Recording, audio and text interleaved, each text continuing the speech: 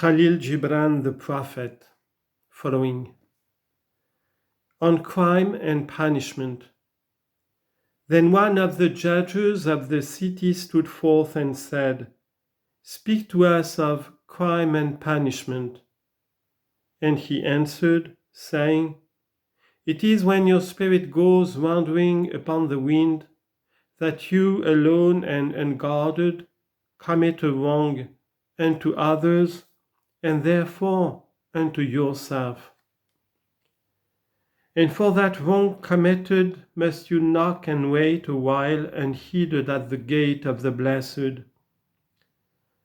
Like the ocean is your God's self, it remains forever undefiled. And like the ether, it lifts but the winged.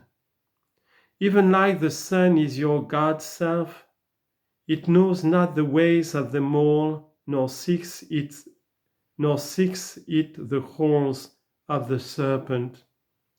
But your God's self dwells not alone in your being. Much in you is still man, and much in you is not yet man, but a shapeless pygmy that walks asleep in the mist, searching for its own awakening. And of the man in you would I now speak. For it is he and not your God's self, nor the pygmy in the mist that knows crime and the punishment of crime. Oftentimes have I heard you speak of one who commits a wrong, as though he were not one of you, but a stranger unto you and an intruder upon your world. But I say that even as the holy and the righteous can't rise beyond the highest, which is in each one of you, so the wicked and the weak can't fall lower than the lowest, which is in you also.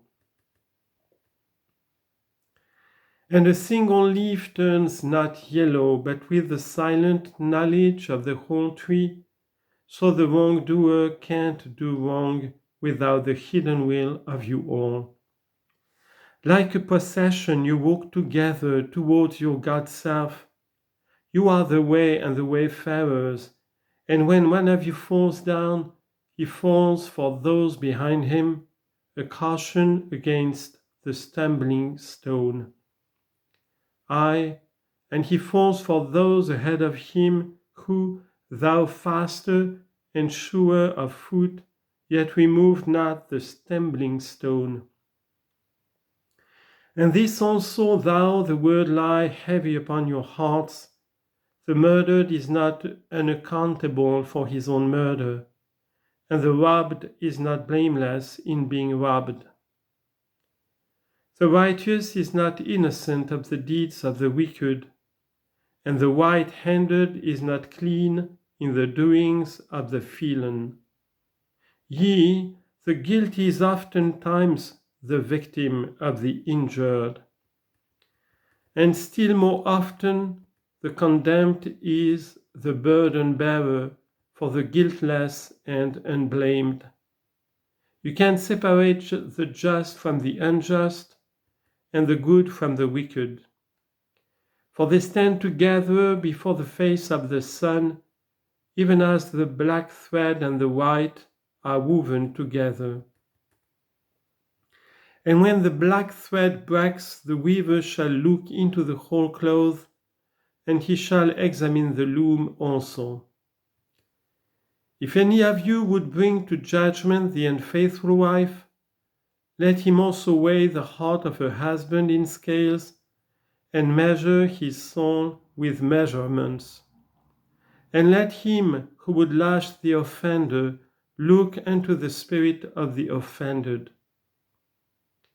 And if any of you would punish in the name of righteousness, and lay the axe unto the evil tree, let him see to its roots. And verily he will find the roots of the good and the bad, the fruitful and the fruitless, all entwined together in the silent heart of the earth. And you judges who would be just? What judgment pronounce you upon him who thou honest in the flesh, yet is a thief in spirit? What penalty lay you upon him who slays in the flesh, yet is himself slain in the spirit?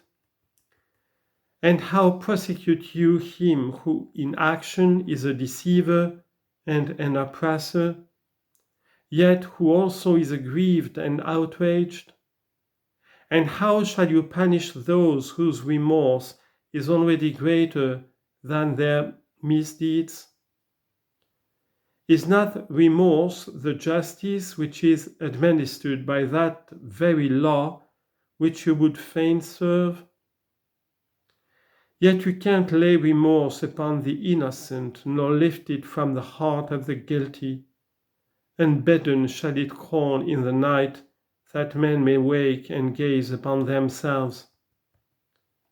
And you who would understand justice, how shall you unless you look upon all deeds in the fullness of light? Only then shall you know that the erect and the fallen are but one man standing in twilight between the night of his pygmy self and the day of his God self, and that the cornerstone of the temple is not higher than the lowest stone in its foundation.